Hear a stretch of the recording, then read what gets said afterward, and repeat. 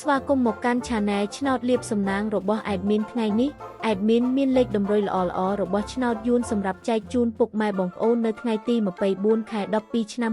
2025 នេះ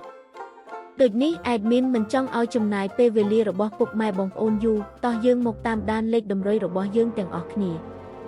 សម្រាប់លេខតម្រុយ2លេខមានលេខ28លេខ79សម្រាប់លេខតម្រុយអូស2លេខមានលេខតម្រុយទី1អូស8និងលេខតម្រុយចុងក្រោយអូស70សម្រាប់លេខតម្រុយ3លេខមាន5178គុណនិង336គុណសម្រាប់លេខតម្រុយថ្ងៃនេះ Admin សូមជូនពរឲ្យពុកម៉ែបងប្អូនជួបតែសំណាងល្អទាំងអស់គ្នាហេងមានលាភមានជ័យ